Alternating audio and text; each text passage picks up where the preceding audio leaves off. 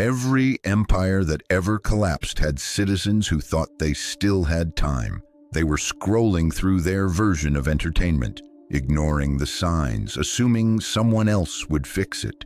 You are those citizens, and this is the part of history you're living right now. Here's something they don't teach in school. History doesn't just repeat, it recycles the same human weaknesses over and over because every generation thinks they're the exception. They're not. You're not. By the end of this video, you'll understand 5 brutal patterns that have destroyed millions of lives across centuries, not because bad things happened to them, but because they made the exact same mental errors you're making right now. This isn't motivation. This is a mirror made of corpses. Let's go. Rome didn't fall because of barbarians. It fell because Romans became too comfortable to defend what they built. Read that again. The greatest empire in human history, roads, aqueducts, armies that conquered the known world, crumbled because 3rd and 4th generation Romans got soft.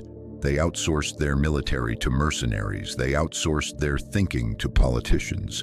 They outsourced their purpose to entertainment. Sound familiar? Here's the trap.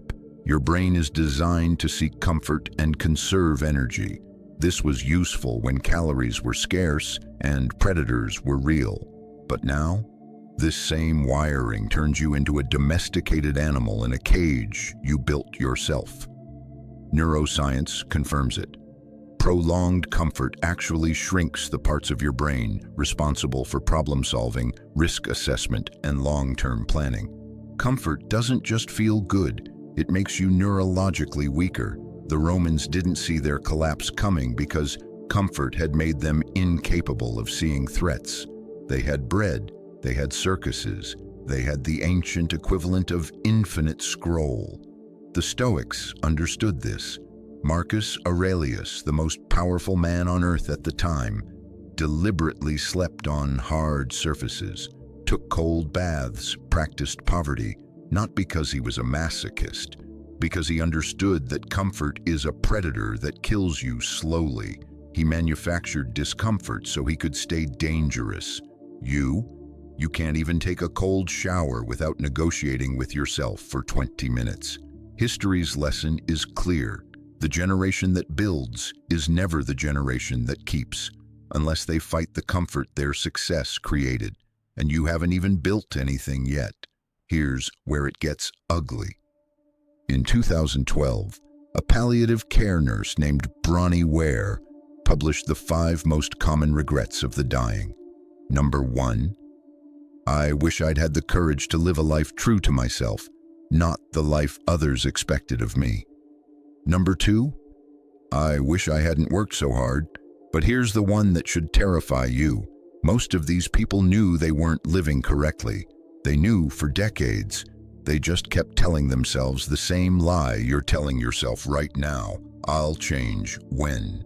When I have more money, when the timing is better, when I feel ready.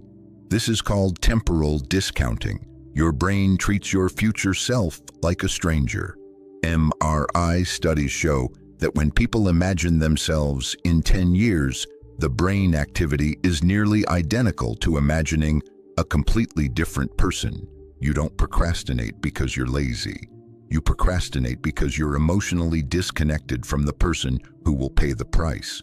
That's why you can scroll for 3 hours knowing it's destroying you, because the destroyed version isn't really you yet. It's some stranger in the future.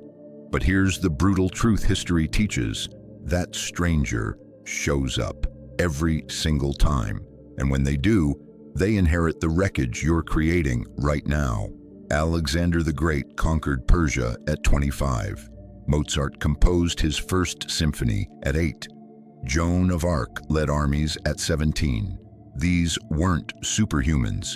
They just refused to wait for permission to become who they were. Write a letter from your 70-year-old self. Not the fantasy version with the beach house, the realistic version, the one who watched you waste another decade, the one who can't get out of bed without pain, the one who has to live with everything you're choosing right now. Read it every morning. Make future you real. Because if you don't, you'll keep sacrificing them for a present that doesn't even make you happy. This is the part they hide from you. In every era of human history, the masses get used. Read the revolutions, read the wars, read the economic collapses. It's always the same story. A small group of people who understand the game use the crowd to build their power. The crowd cheers, the crowd marches, the crowd works, the crowd dies, and the small group writes the history books. The crowd never writes the history books. This isn't conspiracy. This is pattern recognition. In ancient Egypt, 3% of the population controlled all the wealth. In medieval Europe, roughly the same. In 2024, the top 1% owns more than the bottom 50% combined. The ratio barely changes. The hairstyles change. The technology changes. The exploitation stays constant. Why does this keep happening? Because most people have the same psychological profile in every era. They wait for instructions. They follow the visible path. They optimize for social approval. They avoid the discomfort of independent thought. Conformity isn't just social, it's neurological. Your brain literally reduces activity in decision-making areas when you're following a group. It feels safer, and that safety is exactly how you become livestock. Every person who changed history understood one thing. The crowd is a compass pointing toward mediocrity. If everyone's doing it, it's already too late. If it feels socially safe, it's probably a trap. Leonardo da Vinci was considered a failure for most of his life. He jumped between disciplines when everyone said to specialize. He asked questions that made powerful people uncomfortable. He died relatively poor, and he's remembered 500 years later because he refused to let the crowd set his standards. Ask yourself honestly, are your goals actually yours? Or did you absorb them from the crowd without realizing it? Because history is very clear about what happens to people who outsource their ambition. They get a nice, quiet, completely forgotten life. You want to hear something that should keep you up tonight? Take out your phone. Look at any photo from 100 years ago. See those faces. Each of them thought their problems were important too. Each of them had dreams, fears, and plans for someday. Each of them assumed someone would remember. Nobody does. Not their neighbors, not historians, not even their own families. Within 3 generations, you become a name on a document no one opens. Your great-great-grandchildren won't know your name. This is called generational memory decay. Research shows the average person is completely forgotten within 70 years of death. Completely, as if they never existed. Why does your brain hide this from you? Terror management theory. Your mind suppresses death awareness because it would paralyze you. But here's the trap. By hiding death, your brain also hides urgency. It lets you act like you have infinite time. It lets you treat your one irreplaceable life like a rough draft. There is no second draft. The pharaohs understood this. They built pyramids because they were obsessed with not being forgotten. And guess what? It worked. We still know Khufu's name, 4,500 years later, not because he was a good person, because he was obsessed with impact. Stop optimizing for comfort. Start optimizing for legacy, not in an egotistical way, in a my time here matters way. Ask yourself every morning, if this day was recorded in history, would it be worth mentioning? If the answer is no for too many days in a row, you're not living, you're just existing until you're deleted. Pay attention, because this is the switch. There's a reason most people in every era fail to act on what they know. It's not laziness, it's not stupidity, it's the permission trap.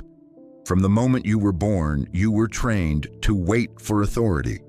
Wait for the teacher to call on you. Wait for the boss to promote you. Wait for the market to be ready. Wait for the sign. This programming runs so deep, most people can't take a risk without unconsciously looking for someone to approve it first. The Milgram experiments proved this in the 1960s. 65% of ordinary people administered what they believed were lethal electric shocks to strangers. Why? Because an authority figure told them to. They overrode their own conscience because the need for permission is wired deeper than morality. This is what's controlling you. You're not procrastinating because you don't know what to do. You're waiting for someone to give you permission to do it. A mentor, a sign from the universe, a viral post that confirms your path. That permission isn't coming. And every historical figure who actually mattered understood this. You don't get permission to become great. You take it.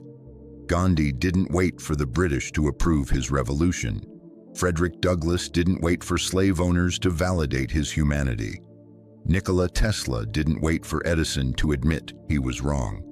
They acted without consensus, because consensus is just another word for crowd approval, and the crowd, as we've established, is always wrong. Remember the citizens of collapsing empires, the ones scrolling through entertainment, ignoring the signs, assuming someone else would fix it? That's still you. Knowing this doesn't change anything. Reading this doesn't change anything. History is full of people who understood their problems perfectly and still did nothing. Philosophy is full of people who wrote brilliant insights about discipline and still died in chaos. Awareness without action is just sophisticated procrastination. You can watch this video, feel something uncomfortable, and go right back to your default programming within 24 hours. That's what history predicts you'll do, because that's what the masses have always done. But here's the most dangerous insight. The people who actually changed, the ones who broke out, they didn't have more willpower, they had more disgust. They reached a point where their current life became more painful than the fear of changing it. That's the switch. Not inspiration, revulsion. Can you get there? Can you look at your current trajectory and feel physically sick? Because until you can, nothing changes. You've just been handed the same patterns that destroyed millions of people across thousands of years.